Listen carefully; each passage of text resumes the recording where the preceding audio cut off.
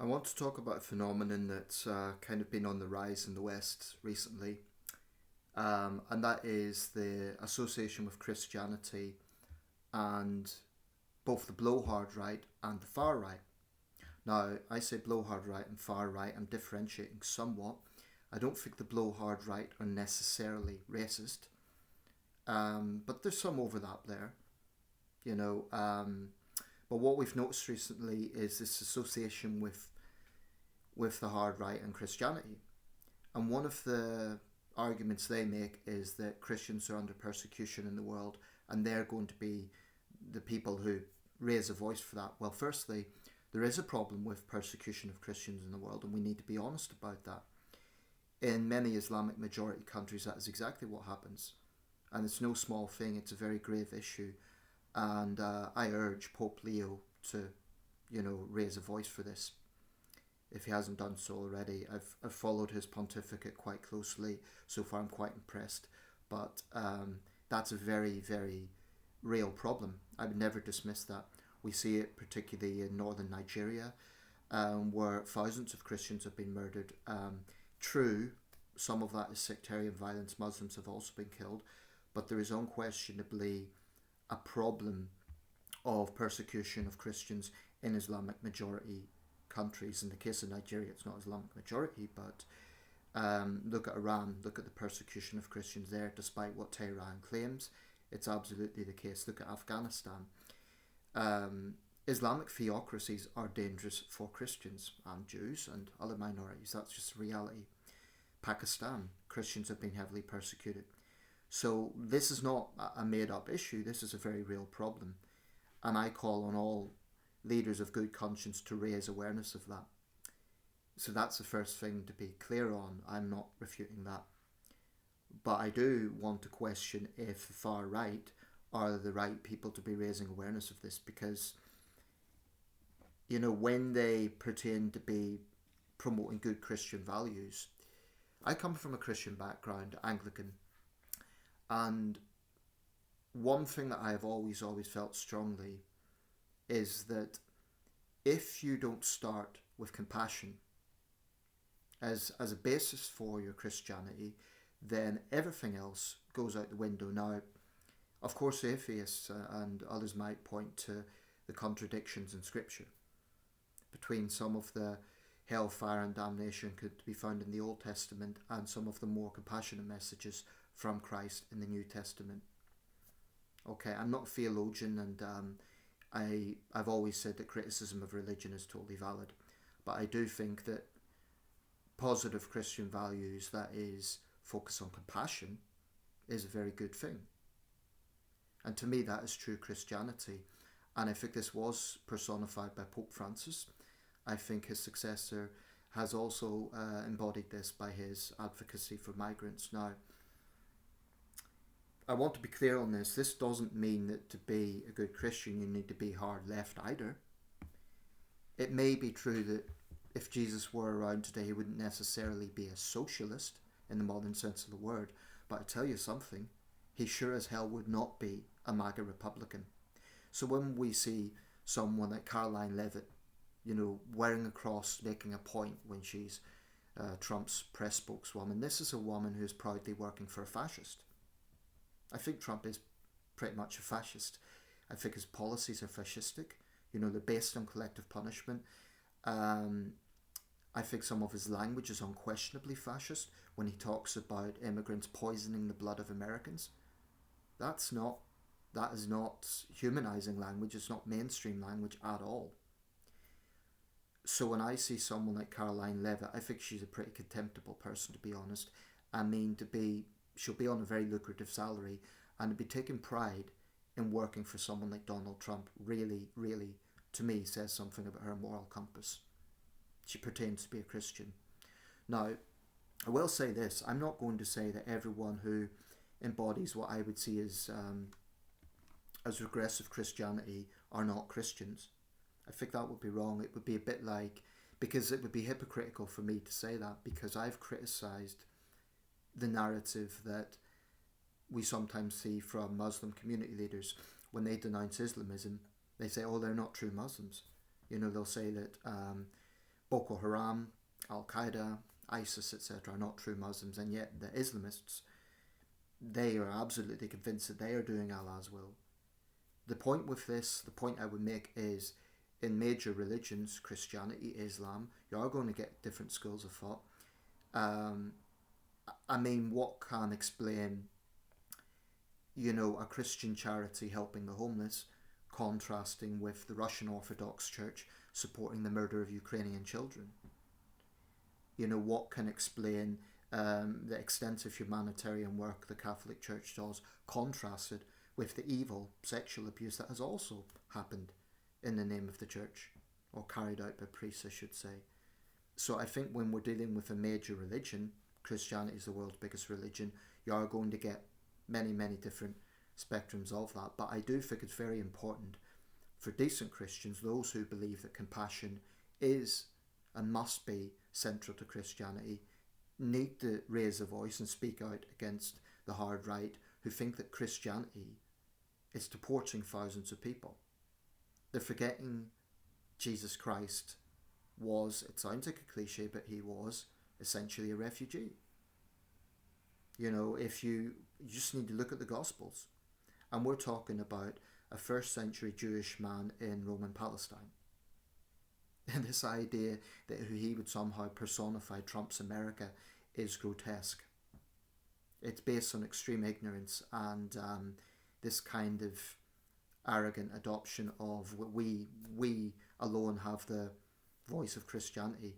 How can you claim to be a good Christian when you're taking pleasure from the deportation of human beings, people who are facing crippling poverty, endemic crime in Central America, and you're standing outside an immigration holding centre in, I believe those photos were taken in Florida, and putting a big smile up with a MAGA flag and then claiming that you're a good Christian?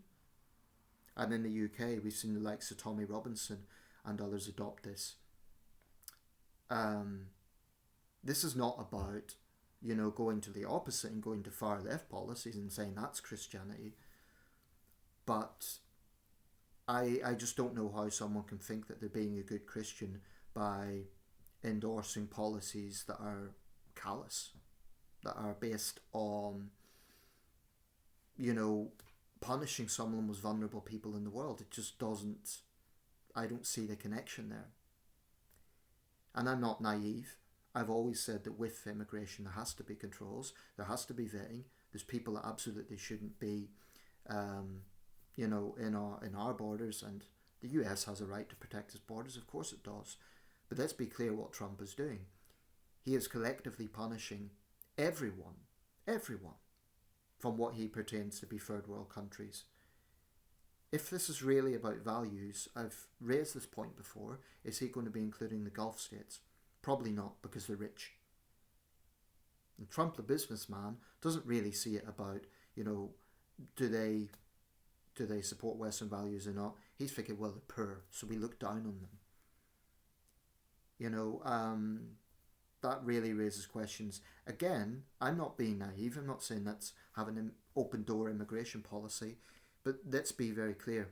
An Afghan killed a National Guardswoman, young Guardswoman, and because of that, Trump is essentially saying you're all guilty.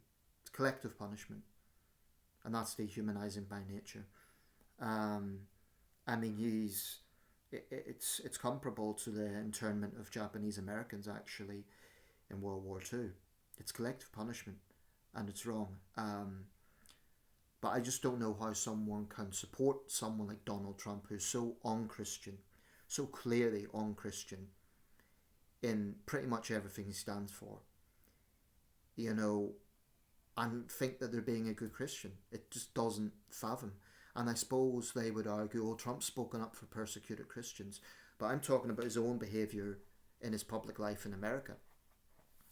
The man's a convicted felon. He lies on an industrial scale. He has a history of predatory behaviour towards women. He vilifies people who can't defend themselves. He mocked a disabled reporter. He pardoned violent insurrectionists. The list goes on and on and on and on. Donald Trump is not a good Christian. So, the church I go to, I won't lie, there's certain left wing politics in there, but I wouldn't say it's hard left. To me, that embodies true Christianity more than some Bible built church in a red state that, thinks they're being good Christians by promoting the heartlessness of Trump's America. So this is an ideological thing. Again, I know that there's different schools of thought, and the Russian Orthodox Church comes under the umbrella of Christianity, despite the very unchristian support for a monster like Putin. But I just don't see how you could think that you're a good Christian whilst seeing compassion as weakness, or seeing it as a Christian duty to collectively vilify migrants, which is what Trump is doing. It's just it just doesn't connect. The same applies to the so-called Christians in the UK who are wanting to blame all the country's problems on migrants. There's bad migrants, of course there are, and some of them have committed pretty serious crimes. They should be deported. We don't need people like that in this country. But frankly, a Syrian barber who is helping, a family, actually I read a case of Syrian, he was involved in the bridal business, I think he made dresses actually. He helped out a young family prior to their wedding. Or, the Afghan man who was persecuted by the Taliban because he was promoting girls' education. Those sort of people, to me, are better human beings than some idiot who's read Russian disinformation online about migrants and they want to burn people alive out of a building. And they think that they're a good patriot because they're vandalising a bus stop with the St. George's flag. Give me a break. The guy who tackled the knife man on the Cambridgeshire train attack earlier this year was a Muslim guy. I would say he's a much better patriot, a much better member of society than those so-called plastic patriots that, go to a roundabout in the middle of the night and spray the St. George's flag, or think that they're protecting women and girls by terrorising migrant families, as was the case in Ballymena. So, as a Christian, I'm speaking out against these sort of people who claim to be good Christians, and to me they're not showing Christian values. Compassion has to be the heart of that. Now, to be clear, I'm not saying here that you need to be very pro LGBT rights or anything like that, or more conventionally left-wing ideas, let's say. I'm not saying that, but I'm saying at the very least, don't hold up a sign outside a migrant centre and take pleasure from the misfortune of other human beings, then call yourself a good Christian. That to me it's a disconnect, and it's not good Christianity. At the base of good Christianity has to be compassion for the less fortunate. Absolutely homeless people, the sick, the poor, and yes, migrants. Because there's some, there's people that should not be here, but I just think I'm tired of the dehumanization, treating them like they're numbers rather than human beings, and ignoring the fact that we live in a world that creates these situations. 79 people killed in Sudan yesterday in an airstrike. That is why we have migrant issues. The crime crisis in Central America is why there's a migrant crisis. These are the issues. And you get con men like Donald Trump who, will someone said actually that when fascism comes to America, it will be cloaked in the cross. That is to say, a con man like Trump pretending to be a good Christian. Look at his marital record. He's hardly an exemplary, model of a good family man. I saw a quote earlier by Dietrich Bonhoeffer, and it was basically, I wish I could remember the quote right now, but it was starting from the basis, it was before you speak to God. Let me see if I could get this up actually, because it was a very poignant thing. It's worth, if you bear with me a second, it's worth looking at. the great German Lutheran humanitarian Dietrich Bonhoeffer. Let's see if I can find this, because I think it's well worth repeating.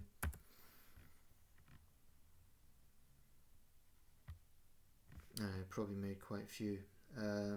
Yeah, here we go. Your yes to God requires your no to all injustice, to all evil, to all lies, to all oppression and violation of the weak and poor.